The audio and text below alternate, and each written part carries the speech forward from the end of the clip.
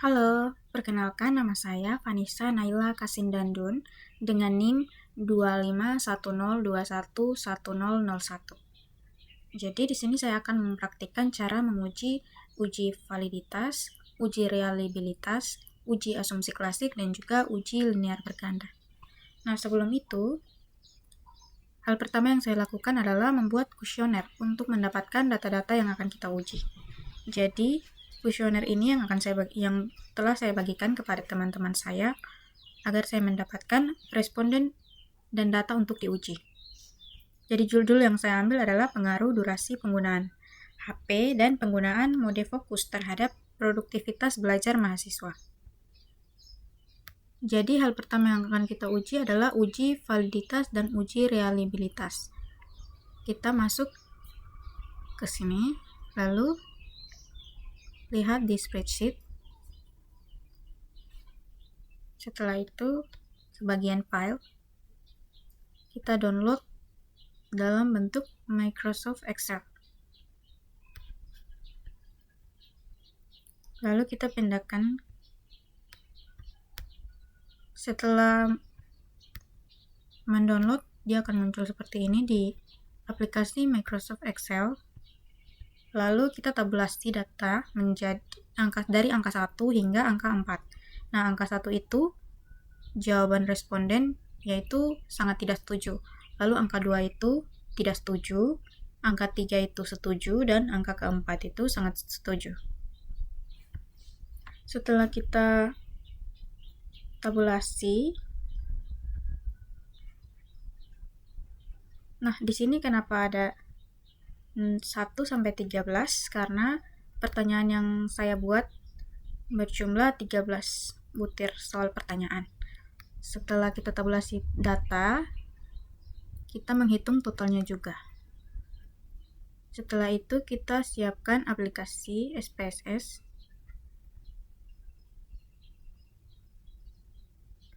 Setelah itu kita salin nomor butir pertanyaannya. Saya salin di sini.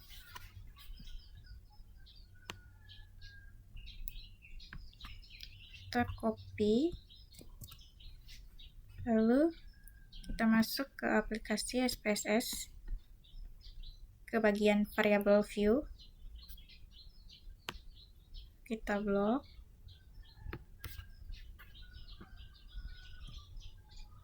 Salin. Nah, setelah itu kita ke bagian data view.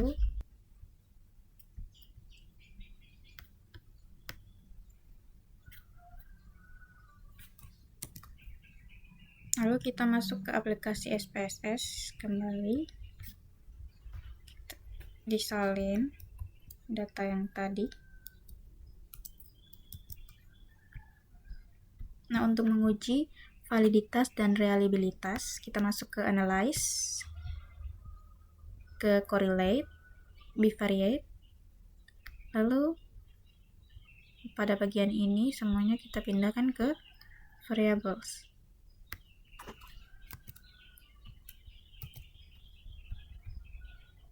Jangan lupa bagian ini. Lalu klik OK. Nah, ini adalah setelah muncul begini, kita ke bagian bawah. Ini adalah nilai R hitung saya.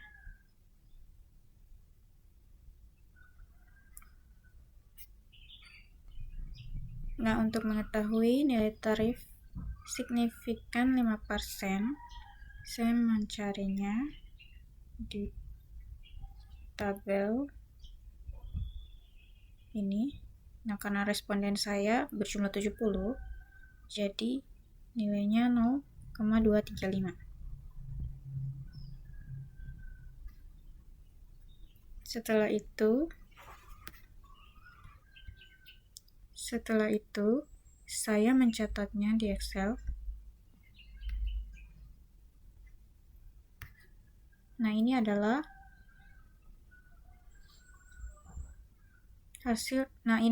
hasil uji validitas saya.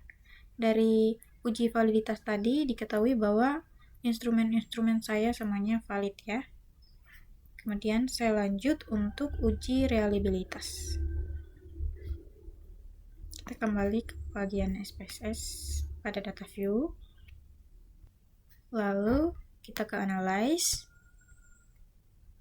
scale, lalu reliability analysis. Nah, ini semuanya kita pindahkan ke bagian items ya.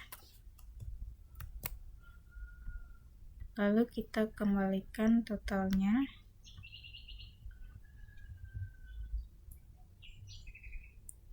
Untuk statistikanya, saya tekan scale if item deleted. Kemudian saya continue. Lalu oke. Nah, didapati bahwa nilai crunch batch alpha saya adalah 0,708, yang mana jika nilainya lebih besar daripada 0,500 atau 0,600, maka instrumen saya dinyatakan reliable. Kemudian selanjutnya saya akan lanjut untuk uji asumsi klasik.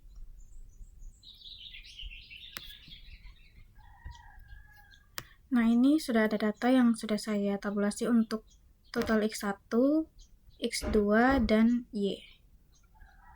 Kemudian saya pergi ke SPSS. Pada bagian variable view, di sini saya isi X1, X2, lalu Y.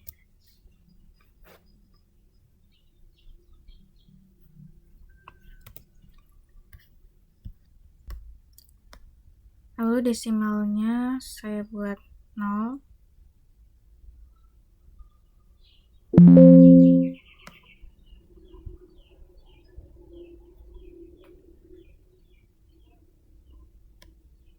Measure-nya saya buat scale.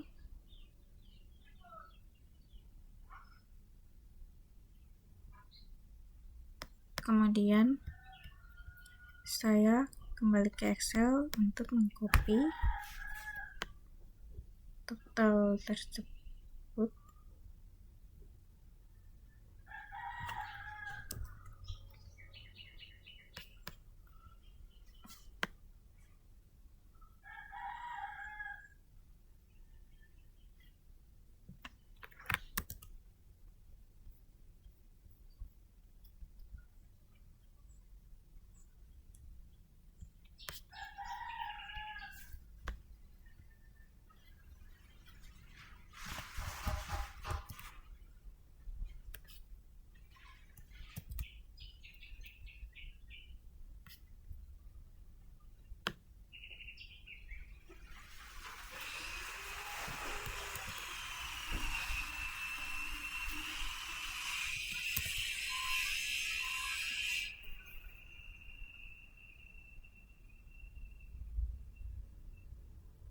Kemudian saya pastikan apakah datanya sudah berjumlah 70 sesuai responden saya ya.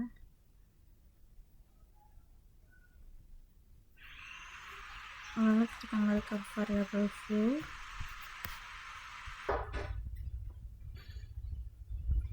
Kemudian saya tidak lupa untuk menaruh label yang X1 ini durasi penggunaan HP, yang X2 ini penggunaan mode fokus, dan Y itu produktivitas belajar. Pada variable view, labelnya durasi penggunaan HP, lalu penggunaan mode fokus, dan yang berikut adalah produktivitas belajar.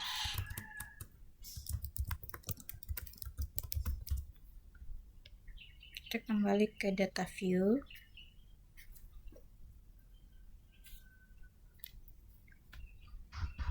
Nah, untuk uji Nah, untuk uji asumsi klasik sekaligus uji linear berganda, pertama kita ke analyze, kemudian kita ke regression, lalu linear berganda,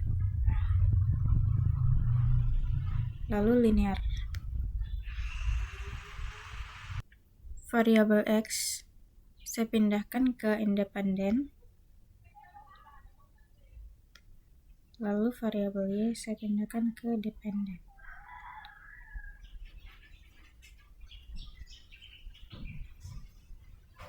Untuk statistik saya tekan descriptives,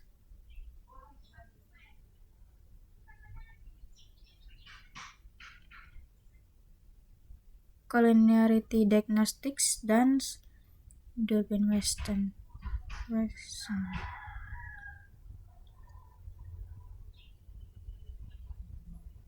Saya continue. Untuk plots, untuk spread dx dan s-receipt dy.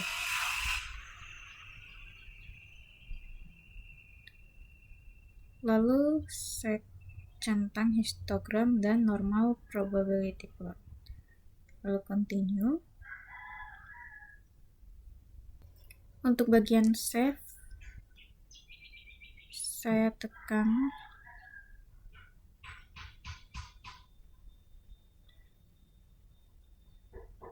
bagian residual, itu unstandard guys.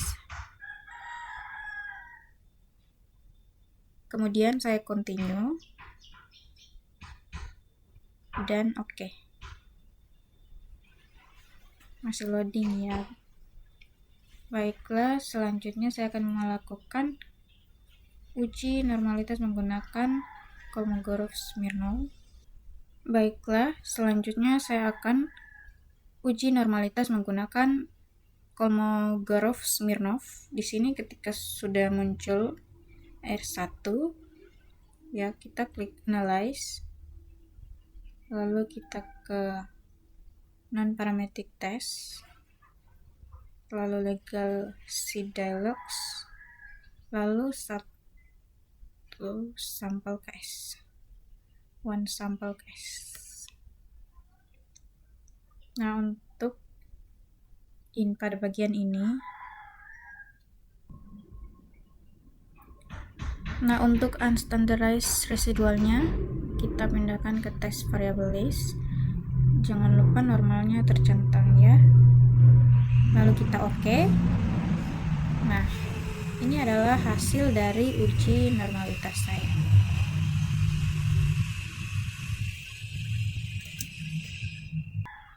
Nah, ini adalah hasil dari uji normalitas saya.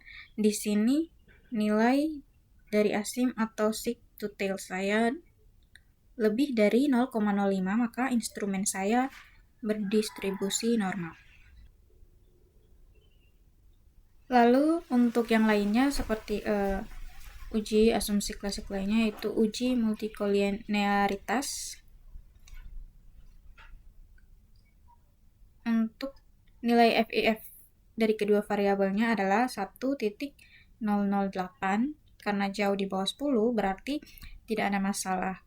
Tidak ada masalah multikolinearitas antar variabel independen. Nah, kemudian pada autokorelasi Durbin-Westonnya 1.472. Nah, nilai ini berada di rentang yang tidak mengindikasikan adanya autokorelasi bermasalah. Lalu untuk uji heterokedastisitas saya menggunakan scatter plot.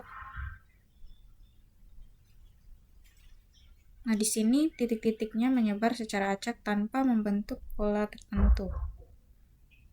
Tentu saja ini menunjukkan tidak adanya heterokedastisitas sehingga asumsi homokedastisitas terpenuhi. Untuk kesimpulan dari asumsi klasik ini, semua asumsi klasik itu terpenuhi dengan baik. Nah, model regresi dapat dipercaya dan valid untuk digunakan. Lalu untuk regresi linear bergandanya bagaimana? Nah, untuk regresi linear bergandanya, untuk durasi penggunaan HP,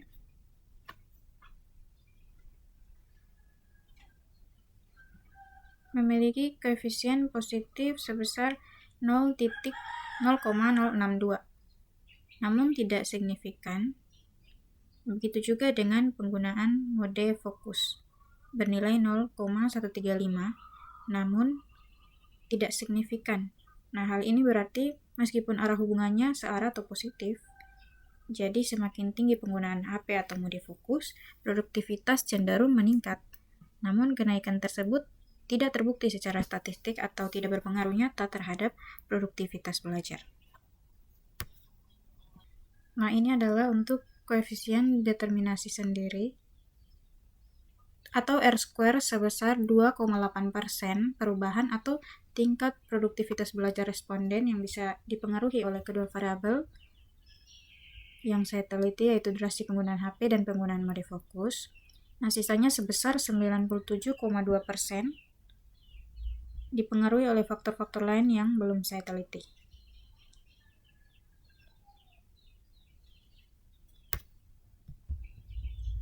Jadi, dari analisis ini, kesimpulannya adalah durasi penggunaan HP dan penggunaan mode fokus tidak memiliki pengaruh yang signifikan terhadap produktivitas belajar. Meskipun memiliki kecenderungan positif, namun dampaknya sangat kecil dan tidak nyata. Artinya, perubahan produktivitas belajar responden lebih banyak dipengaruhi oleh faktor-faktor lain. Sekian dari praktik uji validitas, uji reliabilitas, uji asumsi klasik, dan uji linear berganda dari saya. Terima kasih.